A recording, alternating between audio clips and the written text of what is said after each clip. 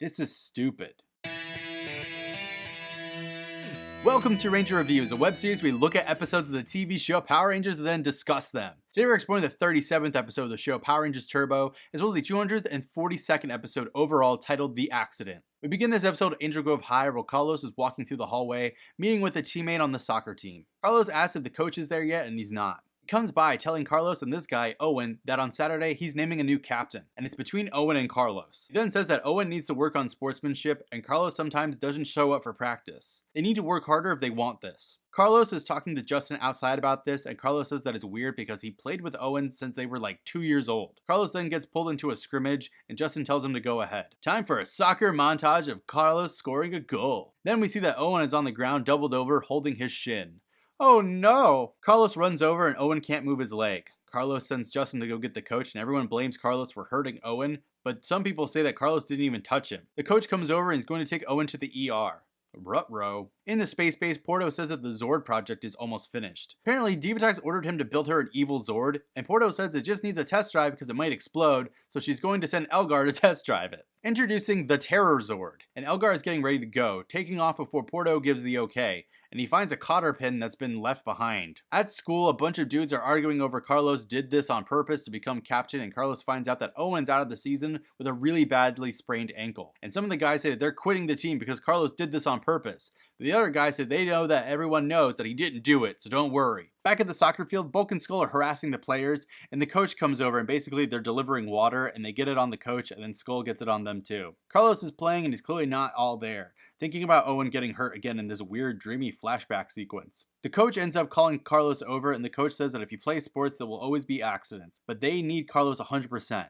Carlos agrees. Through the periscope, Divatox sees what's going on with Carlos, and Porto comes in asking to talk, but Divatox denies him. She's going to send down a real challenge, someone he wouldn't lift a finger to fight. Carlos is depressed at the field, and Owen and friends come over, Owen now in crutches. They immediately start screaming at him and say that Owen is never going to play soccer again. Carlos said he would never do this on purpose, and then the Power Rangers show up telling Carlos to get away from those guys. Turns out those dudes are Piranhatrons in disguise. The Rangers all morphed for whatever reason, and also Carlos start fighting off the Piranhatrons. Feels like an easy way to have the actors film other episodes at the same time. After what feels like a 10-minute fight, the Rangers win, talking about how Divatox is trying to trick Carlos with his own guilt. Carlos then says he's going to quit soccer over this, and Ashley explains that quitting won't fix his problem, but he ends up walking away angrily. Divatox sees what happens, and she says she needs to do something else. Porto then explains that Elgar left before they could actually finish the Zord, and he's holding the pin. Divatox says he better hope that Zord could stay together then. At school, Owen goes over to his locker getting books that drop. Carlos gives him the books, and Carlos apologizes, and Owen says he did an illegal move. Carlos explains that it was legal, but Owen says that he knows that this was the only way that Carlos could be captain.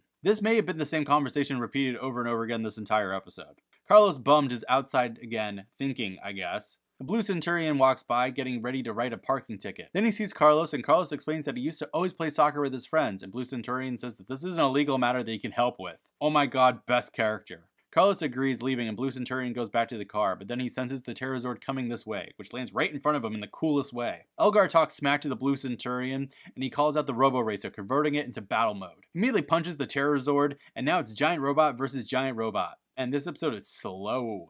Robo Racer gets headbutted before he takes out the handcuffs, which Terrorzord zooms away from before he ties up Robo Racer, hitting him down. Alpha gets a reading from Blue Centurion in the power chamber, and the 5 Rangers show up. They need to help their Blue Centurion friend. Shift into Turbo! At the Zord battle, the Rescue Megazord walks in, and Justin says that the Robo Racer is down, but the Blue Centurion's okay. We see nothing to back this up. Now it's the Rescue Megazord versus the Terrorzord, and they just immediately call out their artillery power, firing at Terrorzord, who disappears just before he gets hit. TJ and Carlos talk for like 30 seconds before Cassie pulls out the Turbo Navigator, finding him right away. They fire him and he uses the Robo Racer as a shield in front of him. Wow, did not expect that. Porto then pleads for Divatox to bring back Elgar because he doesn't have that pin still. Then Elgar takes out a huge axe and he slices the Rescue Megazord, making them drop their artillery power. They then get blasted back, destroying a building in the process before the 2 giant robots are on the ground, getting stomped on. The Rangers just say that they're finished, giving up completely. Great work, everyone. Elgar then goes for the finishing blow, but the arm gets stuck before it retracts, and Elgar forces the lever, which makes the whole arm just fall off.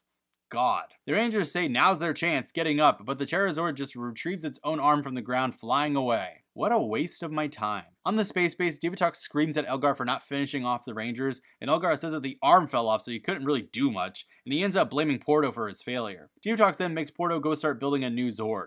At school, a guy helps Owen with his backpack, and the coach goes by saying that Carlos quit the team. They ask why, and Carlos is going by, and he tells Owen to go talk to him about why he quit. Also, this other guy's name was Joe at the beginning of this scene, and now the coach just calls him Jeff. Owen asks why Carlos quit if he wanted to be team captain, and Owen says Carlos didn't even touch him or hurt him.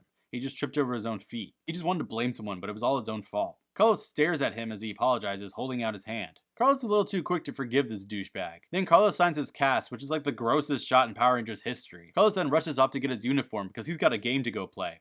The end. This is hands down one of the slowest, most boring episodes in Power Rangers history. This could have been a season 2 episode. No, but in all seriousness, it's a very rough episode of Turbo. I feel like anything I like about this episode, I made up for it.